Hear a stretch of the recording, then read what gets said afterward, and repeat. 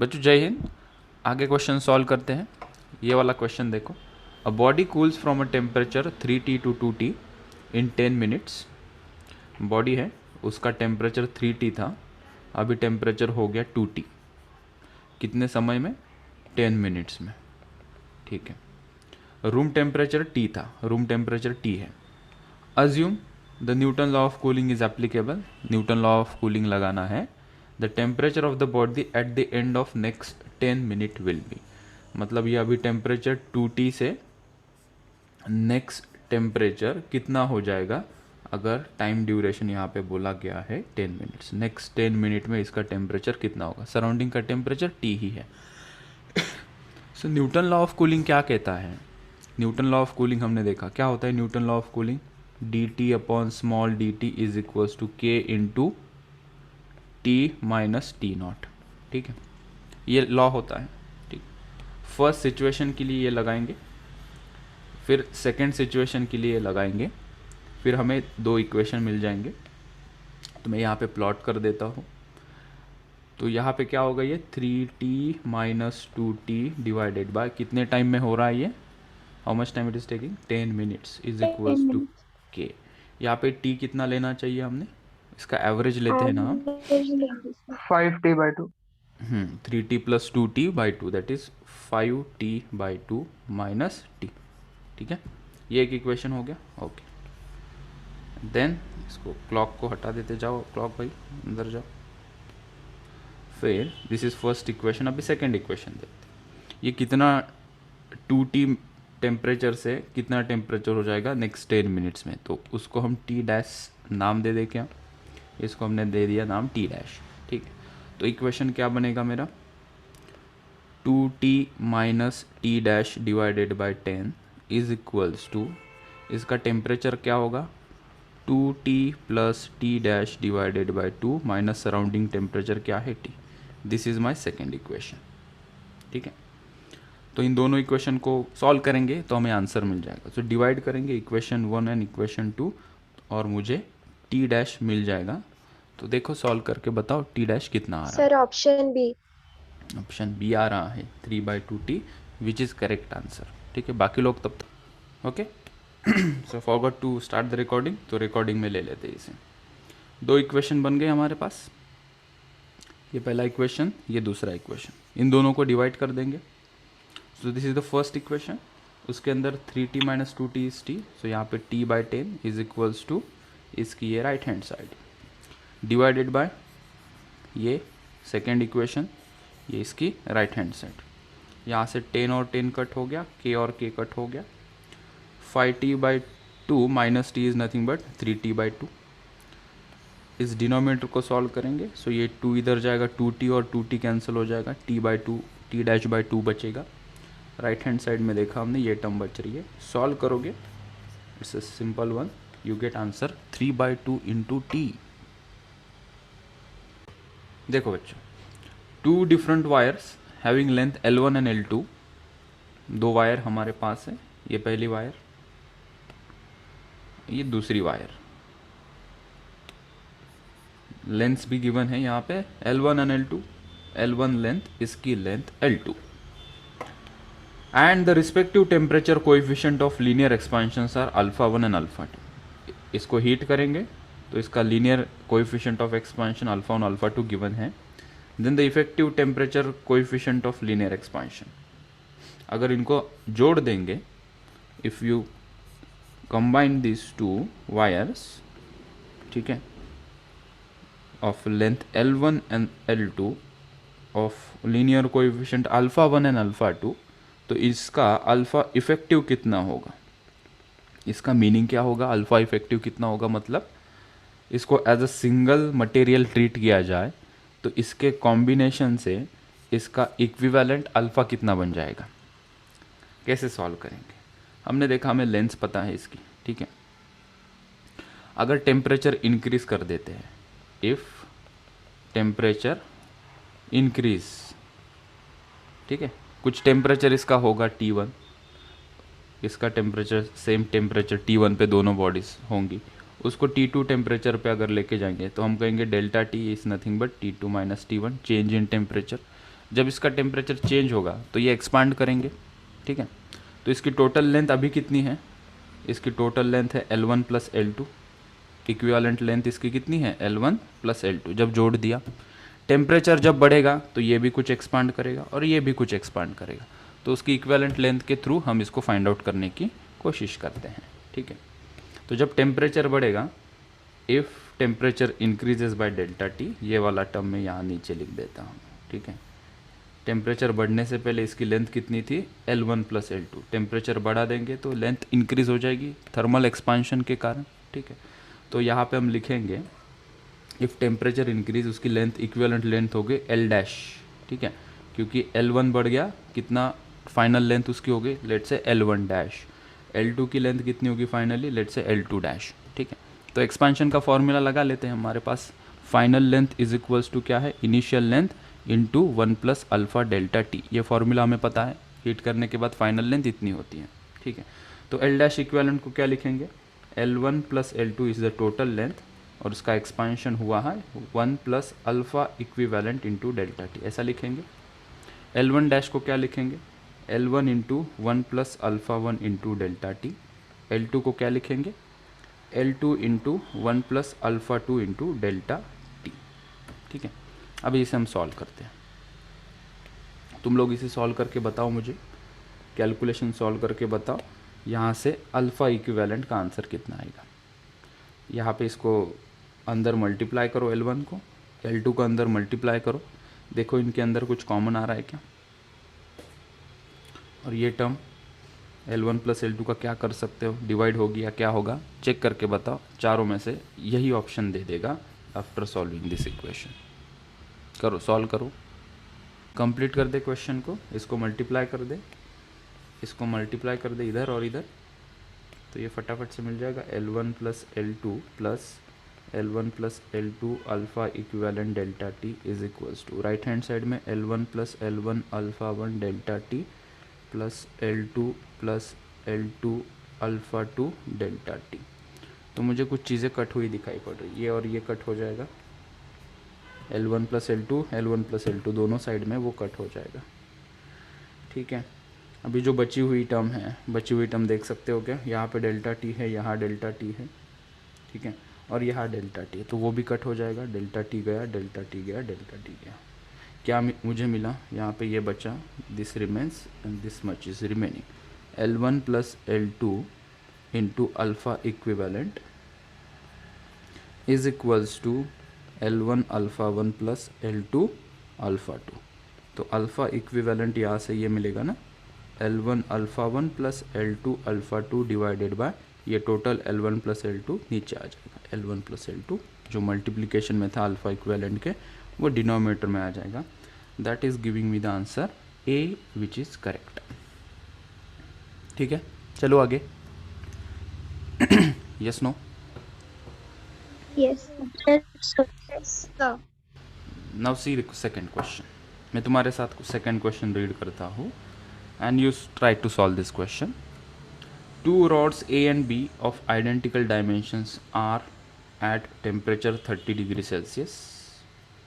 If A is heated to 180 degree Celsius and B is heated to T degree Celsius, then the new length are same. Expand होने के बाद length same हो गई दोनों की. If the ratio of coefficient of linear expansion of A and B, जो दो rods थे A and B, उनके अल्फ़ा A अल्फ़ा B का रेशो दिया है 4:3. अब ऐसा है तो ये T डिग्री सेल्सियस टेम्परेचर कितना होगा? Try to solve this question.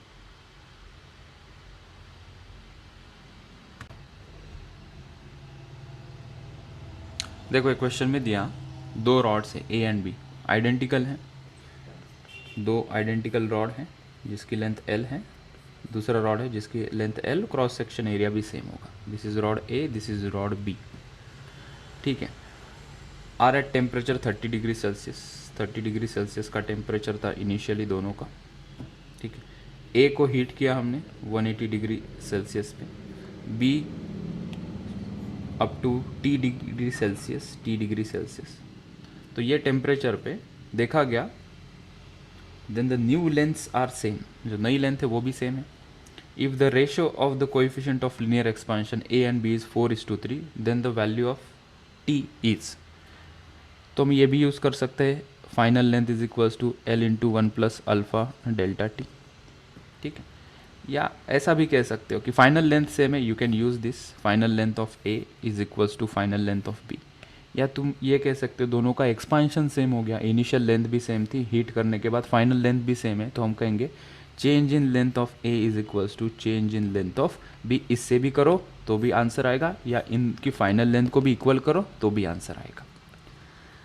So change in length का क्या फॉर्मूला होता है, L alpha delta T.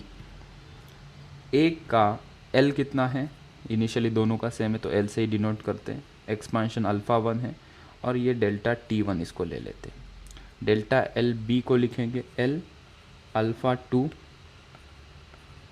Delta T 2, ठीक है। एल और एल कैंसिल हो गया, अल्फ़ा 1 अपॉन अल्फ़ा 2 को लिखेंगे delta T 2 upon delta T 1, ठीक है। Alpha 1 by alpha 2 is given as 4:3। Delta T 2 कितना है इसका, t minus 30 divided by delta T 1 कितना है 180 माइनस 30। टेम्परेचर डिफरेंस हमेशा पॉजिटिव होता है, तो इसकी गुंजाइश मत रखना सर 30 माइनस 180 क्यों नहीं किया, temperature difference is positive. Final minus positive नहीं रहा तो भी हम ऐसा कह सकते हैं it's a final minus initial, क्योंकि टेम्परेचर निगेटिव में भी जा सकता है ना। So I am taking that word back, delta T जब लेंगे फाइनल माइनस इनिशियल, चेंज हमेशा फाइनल माइनस इनिशियल ही होता है। So let's solve this. So यहाँ से 4 into 180 minus 30 is equals to ये 3t माइनस 90। तो इसको सॉल्व करोगे कितना आना चाहिए, this should come out to be 230 degree Celsius which is option A. Okay, तो ये क्वेश्चन में इंटरप्रेट हमने किया, यहाँ पे ब्रेक किया मैंने। एक वीडियो पॉज करके पूरा क्वेश्चन अच्छे से रीड कर लेना। I am starting this question. A thermometer graduated according to linear scale reads a value x nought when in contact with a boiling water. Boiling water के कॉन्टैक्ट में आने के बाद एक ऐसा थर्मोमीटर है, वो जो रीडिंग है उसकी रीडिंग है x नॉट, ठीक है। And x nought by 3 when in contact with ice, मतलब आइस पॉइंट इसका है,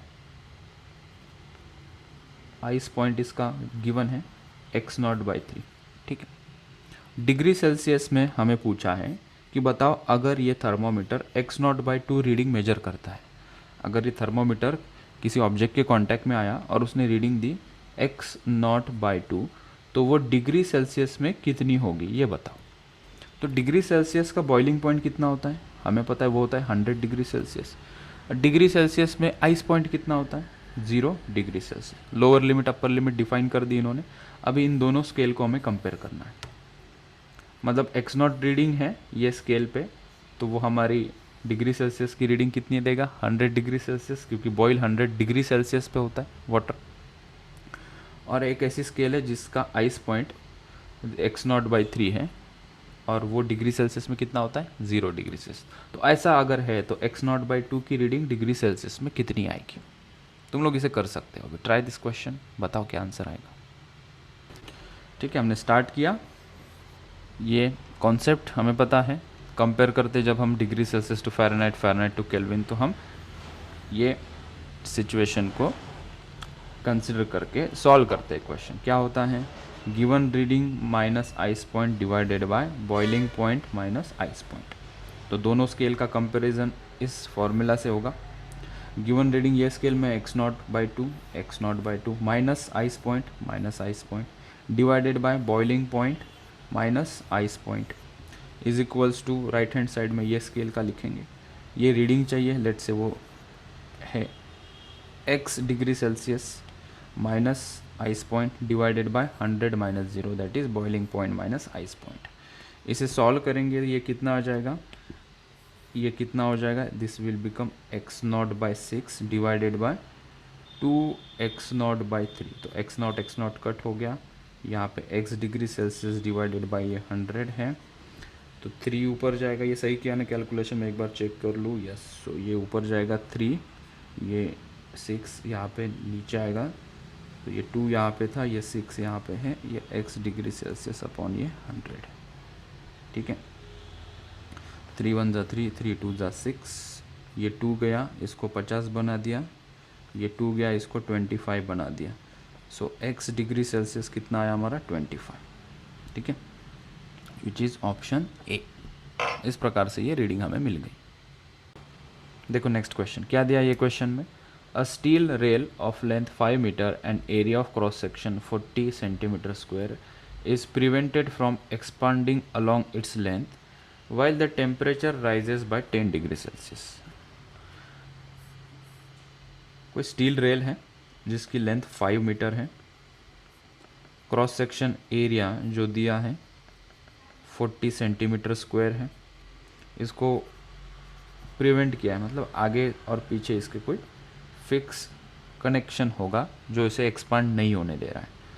अगर इसका टेम्परेचर बढ़ता है, टेम्परेचर डिफरेंस हम 10 डिग्री सेल्सियस का बढ़ा देते, जितना होगा उससे 10 डिग्री सेल्सियस बढ़ा दिया, ठीक है, और इसका if coefficient of linear expansion and Young's modulus की वैल्यूज़ हमें दी है।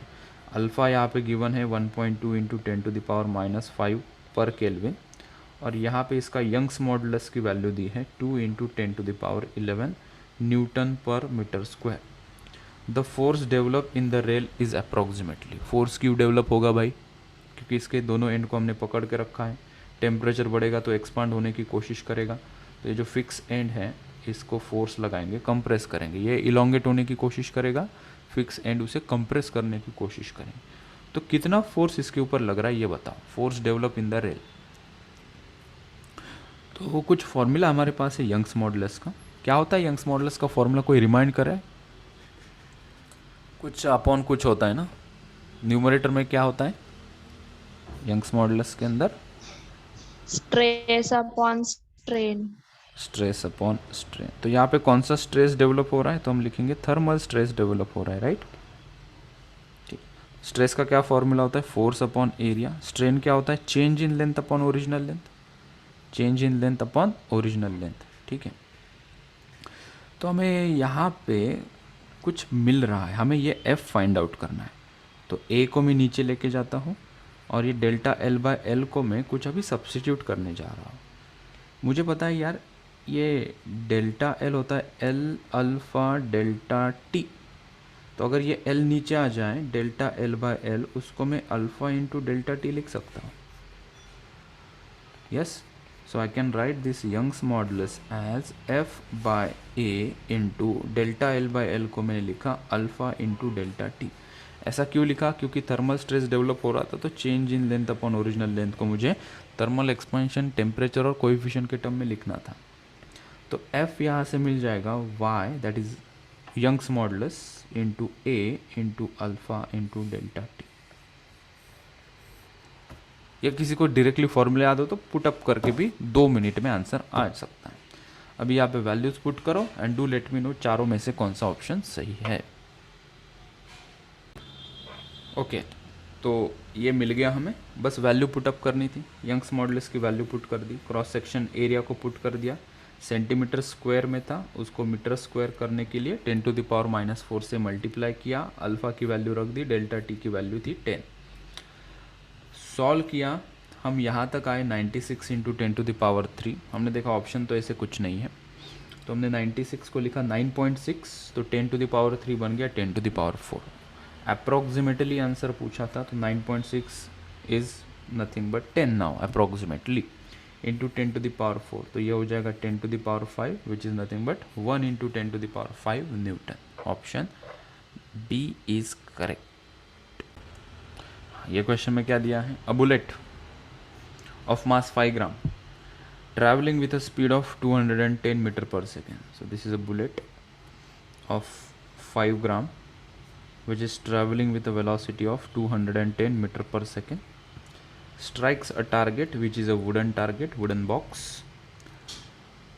1/2 of its kinetic energy is converted into heat in the bullet. जब इसके अंदर से जाएगा ये, when the bullet is inside the wood या wooden block, जब ये बाहर निकल रहा है तो इसका जो टोटल काइनेटिक एनर्जी का कुछ पोर्शन है हीट में कन्वर्ट हो गया। 1/2 of its kinetic energy is converted into heat. In the bullet while the other half is converted into heat in the wooden. ठीक है, सो यहाँ पे हीट हो गई, वुडन ब्लॉक भी हीट हो गया, आधी हीट इसके अंदर थी, आधी हीट इसके अंदर चली गई। ठीक है, मतलब ये बाहर आने के बाद नीचे गिर गया होगा। ठीक है, कुछ एनर्जी बची नहीं, जो काइनेटिक एनर्जी थी, हाफ दी काइनेटिक एनर्जी हीट में वुडन में चली गई, हाफ दी काइनेटिक एनर्जी हीट में बुलेट में चली गई। The rise in temperature of the bullet if the specific heat of the material of bullet is this much and 1 calorie अगर ज़रूरत है तो 4.7 इंटू 10⁻7 अर्ग है। कैसे सॉल्व करें? बड़ा सिंपल है। क्या क्वेश्चन में दिया है? 1/2 of its kinetic energy, it's मतलब बुलेट की काइनेटिक एनर्जी किस में कन्वर्ट हो गई? Heat is converted into heat. ठीक है, आधी वुड में चली गई, आधी खुद हीट हो गया। तो half of its kinetic energy, half of half mv², half 1/2 of its kinetic energy is getting converted into heat. क्या मेल्ट हो गया क्या ये? नहीं। क्या हो गया? इसका टेम्परेचर इंक्रीज हो गया। तो हम लिखेंगे ms delta T, ms delta T. ठीक है, आधी हीट बुलेट में चली गई, आधी हीट वुडन ब्लॉक में चली गई। ठीक है, तो यहाँ पे हम देखते हैं हमें मास वगैरह सभी चीज़ें गिवन है, तो बस यहाँ पे कैलकुलेट कर लेते हैं। m और m कट हो जाएगा, m और m कट हो जाएगा। हमें डेल्टा टी फाइंड आउट करना है, टेम्परेचर राइज कितना हो रहा है वो फाइंड आउट करना है। तो डेल्टा टी के टर्म में इसको फ्रेज कर लेंगे। So delta T will be equal to ये 1/4 v² डिवाइडेड बाय ये स्पेसिफिक हीट नीचे यहाँ आ जाएगा। तो ये लिखेंगे v²/4s, v² divided by 4 into specific heat s। कितनी स्पीड से चल रहे थे भाई साहब? बुलेट चल रही थी 210, तो उसका स्क्वायर कर दिया डिवाइडेड बाय 4। स्पेसिफिक हीट किस में दी है हमें? 1 कैलोरी में लेंगे। इसकी स्पेसिफिक हीट कितनी दी है? 0.030 कैलोरीज पर ग्राम डिग्री सेल्सियस। वेलोसिटी में मीटर पर सेकंड मतलब SI यूनिट में ले रहा हूँ, तो इसको SI में कन्वर्ट कर लेंगे। स्पेसिफिक हीट कितनी गिवन है? 0.030 कैलोरीज पर ग्राम डिग्री सेल्सियस। तो इसको कन्वर्ट कर लेंगे हम, किस में कन्वर्ट करेंगे? जूल्स में कन्वर्ट करेंगे। तो 0.030 अगर इसको मैं 4.2 से मल्टीप्लाई कर देता हूँ, इसको मैं 4.2 से मल्टीप्लाई कर देता हूँ, तो मुझे किस में मिल जाएगा? ये किलो कैलोरीज में मिल जाएगा। तो इनटू में 10⁻³ कर देता हूँ, कैलोरीज से जूल में कन्वर्ट हो गया ये। ठीक है, क्योंकि यहाँ पे कैलोरीज पर ग्राम था, मुझे जूल पर केजी डिग्री सेल्सियस चाहिए था, तो मैंने 4.2 इंटू 10⁻³ से मल्टीप्लाई कर दिया, तो ये अभी हो गया जूल पर केजी डिग्री सेल्सियस में। ठीक है, 4.2 इसलिए क्योंकि कैलोरीज से जूल करना था, 10⁻³ इसलिए क्योंकि ग्राम से मुझे केजी में कन्वर्ट करना था। माइनस क्यों नहीं लिया? केजी नीचे है, 10⁻³ नीचे होगा, ऊपर आके वो +3 बन जाएगा। ठीक, सो 4 इंटू स्पेसिफिक हीट हमने लिखी अभी 0.030 इंटू 4.2 इंटू 10⁻³। तो इसको जब हम सॉल्व करेंगे, यहाँ पे आंसर आता है 87.5 degree Celsius, which is option ए।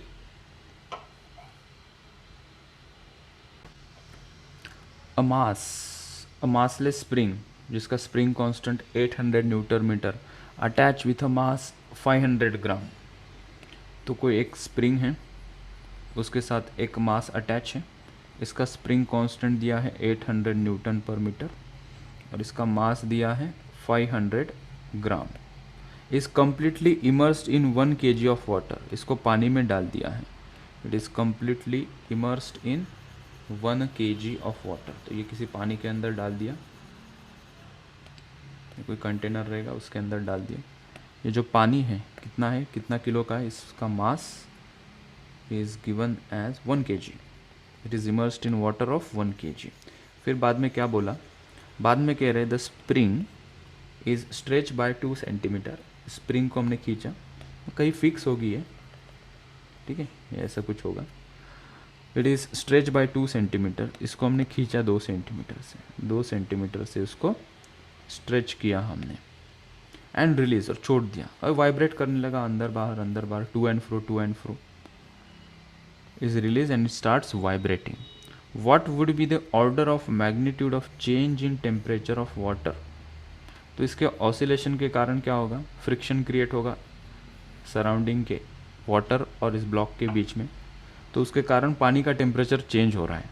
सो हमें वही पूछा है, what would be the order of magnitude of change in temperature of water when the vibration stops completely.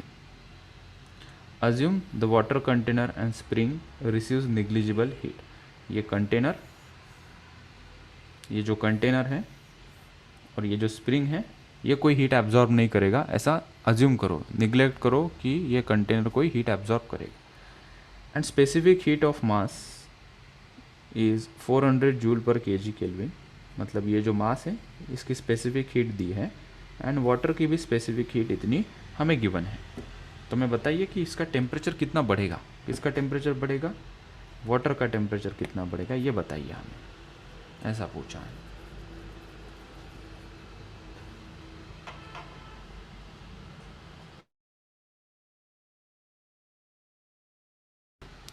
Spring को हमने खींचा और छोड़ दिया, ठीक है. So the energy develop by the spring which will after it will oscillate, right. So जो potential energy इसके अंदर स्टोर होगी वही बाद में काइनेटिक एनर्जी में कन्वर्ट होकर ऑसिलेट होगा. तो कितनी एनर्जी जनरेट हो गई, हमने कहा हाफ के X square amount of energy generating, ठीक है. और ये किस में चली जा रही है, इतनी एनर्जी जनरेट हुई. पहली बात समझो क्वेश्चन को कैसे डील कर रहे हैं हम. हाफ के एक्स स्क्वायर की यहाँ पे एनर्जी, पोटेंशियल एनर्जी जनरेट हुई, क्योंकि 2 सेंटीमीटर से हम खींचेंगे, पोटेंशियल एनर्जी स्टोर होगी. इसको रिलीज कर दिया ब्लॉक को, तो ये ऑसिलेट करेगा और थोड़ी देर बाद इसका ऑसिलेशन कंप्लीटली रुक जाएगा. ये ऑसिलेशन क्यों रुका, क्योंकि इसकी जो एनर्जी है, इसकी एनर्जी वाटर ने एब्जॉर्ब कर ली, ठीक है. तो हमने कहा कि ये पूरी एब्जॉर्ब हो गई in the form of heat. तो कुछ हीट इस बक्से में जनरेट हुई, कुछ हीट वाटर में जनरेट हो गई. तो इसकी जो टोटल एनर्जी है वो कुछ हीट में चली गई इनसाइड द ब्लॉक, कुछ पोर्शन ऑफ हीट वो चली गई इनसाइड द वाटर. तो क्या हम यहाँ पे लिख सकते हैं कि इनका टेम्परेचर बढ़ जाएगा, हीट गेन बाय ब्लॉक, और कुछ हीट किसको मिलेगी, वाटर को. So heat plus heat gain by water, ठीक है. तो हाफ के X square is equals to M S delta T करेंगे. M mass of this block, specific heat S, into delta T temperature इसका बढ़ गया, ठीक है. Plus heat gain by water, mass कितना है इसका, वो कैपिटल एम दिखाएंगे, specific heat of water S W और डेल्टा टी, ठीक है. दोनों का टेम्परेचर सेम राइज हो रहा है. इस ब्लॉक का और इस वाटर का डायरेक्ट कांटेक्ट है, पहले टेम्परेचर सेम था, हीट होगा because of vibration, the rise in temperature will be same for both, ठीक है. ऑल राइट, वैल्यूज पुट करेंगे. हाफ इंटू के की वैल्यू कितनी है 800, एक्स की वैल्यू कितनी है 2 centimetre.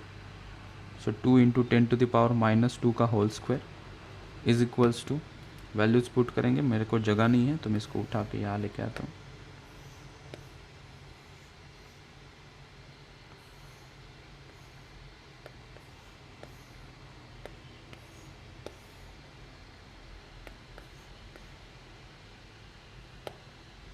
Is equals to heat gain by the block, जो ऊपर चाहिए था,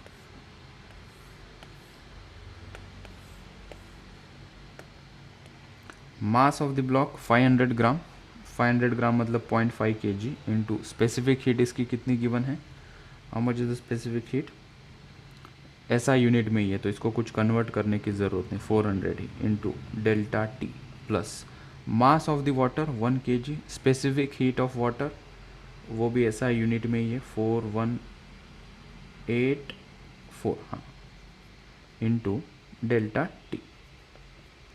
तो यहाँ से हम डेल्टा टी निकाल सकते हैं. डेल्टा टी यहाँ पे कॉमन आ जाएगा, अंदर क्या हो जाएगा 0.5 इंटू 400 कितना हो जाएगा 200, ठीक है, इंटू डेल्टा टी तो कॉमन आ गया, प्लस यहाँ पे क्या आ जाएगा 4184, यहाँ पे ये हो जाएगा 400, so this is 400, bracket solve करेंगे तो 4 इंटू 10 टू द पावर -4 आ जाएगा. When you solve this you get delta T 400 into 4 into 10 to the power -4 divided by 200 plus 4184. You solve this, you get answer 1 into 10 to the power -5 Kelvin. So 10 to the power -5 Kelvin, option B is correct. A cylinder of radius capital R is surrounded by a cylindrical shell of inner radius capital R and outer radius 2R. The thermal conductivity of material of inner cylinder is K1 and outer cylinder is K2. Assuming no loss of heat, the effective thermal conductivity of system for the heat flowing along the length of cylinder is. हमारे पास दो cylinder की बने, ठीक है. एक cylinder है अंदर का, दिस इज वन सिलेंडर,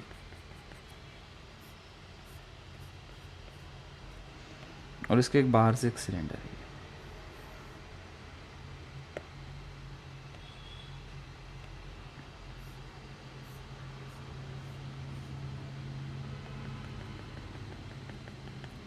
ठीक है, यहाँ से हीट फ्लो हो रही है.